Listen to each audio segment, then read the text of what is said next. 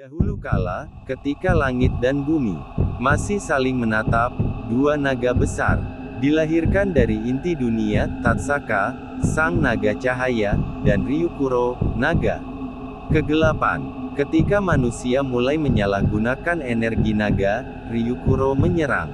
Tatsaka mengorbankan dirinya untuk menciptakan pedang suci, pedang naga Tatsaka, dan menyegel naga gelap di bawah gunung Kurohane. Pedang itu menghilang, sampai legenda memanggil pewaris barunya. Kabuto, 19 tahun, hidup bersama kakeknya yang seorang pandai besi.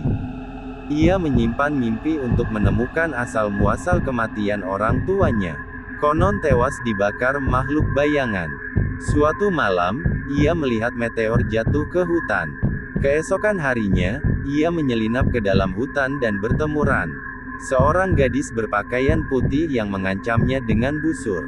Ran, hutan ini bukan untuk manusia biasa. Kabuto tak takut. Ia menemukan sebuah batu hitam berukir sisik naga. Ketika disentuh, batu itu memanas dan membuat Ran panik. Rahayu, suara arwah leluhur Ran, berbisik. Dia, pewaris yang dipilih oleh cahaya naga. Namun dari bayang-bayang, mata-mata bertopeng hitam mengamati mereka. Ran membawa Kabuto ke kuil Tatsaka yang tersembunyi di dalam kabut hutan. Di tengah kuil berdiri pedang naga Tatsaka, tertancap dalam altar kristal. Ran menjelaskan bahwa ia adalah keturunan penjaga kuil. Pedang tidak bisa diangkat sembarang orang. Tapi saat Kabuto menyentuh gagangnya, pedang itu bergetar. Ran gemetar, kau benar-benar terpilih.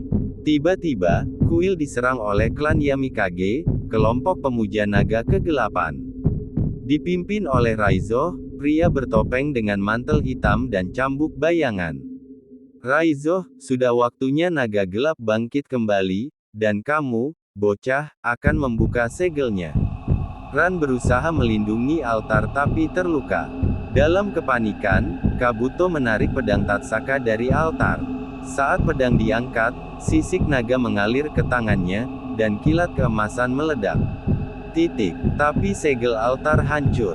Kekuatan naga mulai bocor. Kabuto dan Ran kabur ke pegunungan, dikejar pasukan Yamikage. Di tengah hutan, Kabuto mulai mendengar suara dalam pikirannya. Suara TATSAKA, kekuatan ini milikmu, ambil, habisi mereka semua. Ran memperingatkan, jika kekuatan naga tak dikendalikan, bisa mengubah pemiliknya menjadi siluman naga. Mereka bertemu seorang biksu tua bernama Master Koen, penjaga rahasia batu cahaya. Ia berkata hanya dengan 4 batu cahaya, pedang Tatsaka bisa disucikan dan segel naga diperkuat. Koen, atau kamu akan menjadi Ryukuro baru. Kabuto mulai dihantui mimpi kelam, bayangan orang tuanya mati terbakar, dan matanya perlahan berubah seperti reptil. Mereka melawan roh-roh yang meniru suara ibu Kabuto. Ran menariknya dari ilusi yang nyaris membuatnya gila. Tempat Ran dikurung oleh sosok dirinya dari masa lalu yang penuh kebencian. Ia hampir membunuh Kabuto tanpa sadar. Ran menangis, aku bukan penjaga yang kuat. Aku penuh kebencian. Kabuto memeluknya. Kita berjuang bukan karena sempurna, tapi karena kita tidak ingin kehilangan harapan. Kabuto melihat bayangan Raizo membunuh ayahnya, ternyata benar.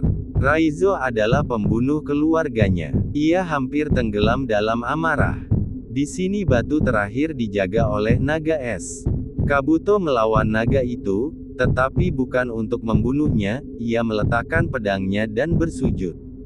Naga es menghilang, meninggalkan batu dan berbisik. Kau telah lulus ujian jiwa.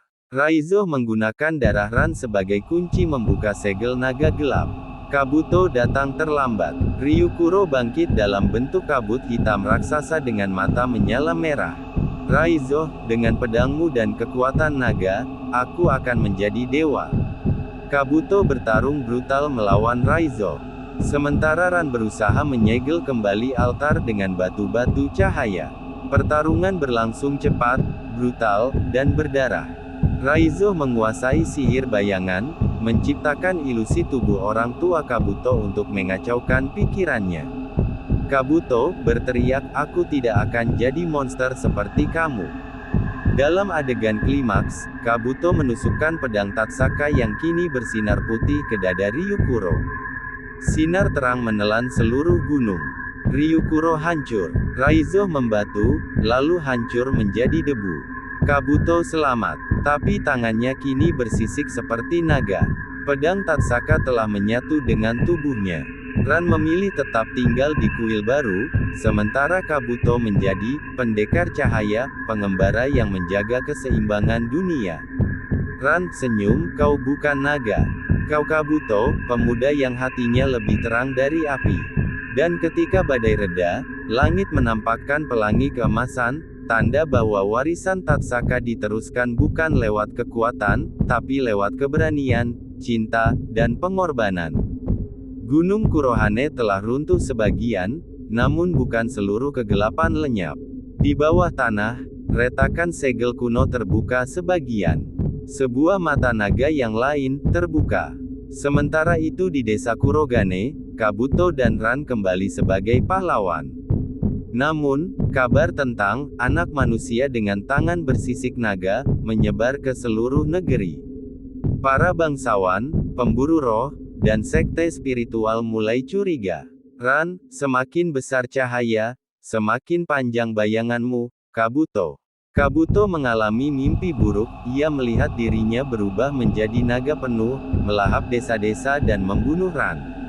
Kabuto, dalam hati, apa aku benar-benar masih manusia? Kabuto dan Ran dipanggil ke majelis penjaga langit, kelompok tua yang terdiri dari para pendeta, roh leluhur, dan ahli sihir tertinggi di dunia. Mereka menuduh Kabuto sebagai wadah baru naga. Pendeta Agung Kaze, pedang Tatsaka telah lenyap. Kini tubuhmu menjadi pedang itu. Dan pedang adalah senjata. Sementara sebagian ingin menyegel Kabuto selamanya, Ran dan Master Koen membela. Namun, saat diskusi berlangsung, kuil mereka diserang oleh makhluk mirip naga kegelapan, tapi ini bukan Ryukuro. Ia lebih cepat, lebih kejam, dan menimbulkan bayangan hitam yang merusak alam. Koen terperangah, itu bukan naga. Itu manusia yang telah menyatu dengan roh naga. Ternyata, di masa lalu ada naga ketiga bernama Kanzuro, naga pengkhianat yang disegel dalam tubuh manusia oleh Tatsaka sendiri. Ia adalah kakak Ryukuro, namun tak pernah disebut dalam legenda karena terlalu berbahaya. Kanzuro bangkit melalui tubuh seorang gadis muda bernama Meika, yang dulu diculik Raizo dan dijadikan wadah eksperimen. Meika Kanzuro, aku bukan naga. Aku adalah amarah umat manusia, atas penderitaan mereka. Kanzuro menginginkan Kabuto karena tubuh Kabuto adalah kristal jiwa naga murni. Jika dia bisa menyatu dengannya, ia akan menjadi dewa baru. Kabuto mulai kehilangan kendali. Tangan kirinya berubah menjadi cakar naga saat emosi meledak. Dalam pertarungan kecil melawan pasukan Kanzuro, ia nyaris membunuh manusia biasa tanpa sadar. Ran takut, tapi tetap bertahan di sisinya. Ran, jika kamu menjadi naga, aku akan menjadi pedang yang menghentikanmu. Tapi sampai saat itu, aku akan jadi cahaya dalam hatimu. Kabuto meminta Ran menusukkan belati suci ke dadanya jika ia benar-benar berubah. Kabuto, lebih baik mati sebagai manusia, daripada hidup sebagai monster. Meika Kanzuro membuka gerbang surgawi kuno untuk menyerap inti dunia, sumber kekuatan naga purba. Kabuto dan Ran datang untuk menghentikannya. Namun, Kanzuro mengungkap fakta mengejutkan, Kabuto adalah keturunan Tatsaka, darah naga putih mengalir dalam tubuhnya sejak lahir. Kanzuro, kau bukan manusia. Kau reinkarnasi cahaya itu. Kabuto mulai terbelah antara dirinya dan roh Tatsaka yang mulai bangkit dalam pikirannya. Pertarungan epik dimulai. Kanzuro berubah menjadi naga hitam bersayap kabut. Kabuto berubah sebagian, setengah tubuh naga, tapi jiwanya tetap manusia. Ran menembakkan panah-panah suci untuk menjaga Kanzuro tak bisa menyerap energi penuh dari langit. Dalam adegan klimaks, Kabuto menusukkan tangannya sendiri ke dadanya, mengeluarkan cahaya pedang Tatsaka dari dalam tubuhnya. Ia melemparkannya pada Ran. Kabuto, kau, yang seharusnya jadi penjaga cahaya. Ran, dengan air mata dan cinta, menusukkan pedang itu ke jantung Kanzuro tepat saat sang naga melepaskan semburan api hitam ke langit. Langit retak, tapi tidak hancur. Kanzuro meraung dan meledak menjadi partikel abu. Kabuto selamat, namun kehilangan ingatan. Ia menjadi pendiam dan tidak lagi ingat siapa dirinya atau Ran. Ran kini menjadi penjaga baru pedang Tatsaka, yang kini berubah bentuk menjadi kristal cahaya yang disimpan di kuil pegunungan.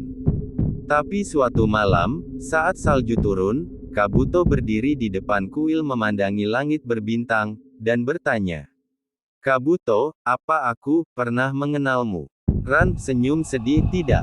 Tapi aku mengenalmu, lebih dari siapapun." Dan saat malam berlalu, bayangan naga bersayap putih tampak terbang di langit, diam-diam menjaga dunia. Meika masih hidup dalam bentuk roh. Dunia lain mulai terbuka, negeri barat memiliki naga mereka sendiri. Kabuto bisa memulihkan ingatan secara bertahap. Ran menyimpan rahasia lain, ia bukan hanya penjaga, tapi juga putri naga. Pedang Tatsaka dari dalam tubuhnya. Ia melemparkannya pada Ran. Kabuto, kau, yang seharusnya jadi penjaga cahaya. Ran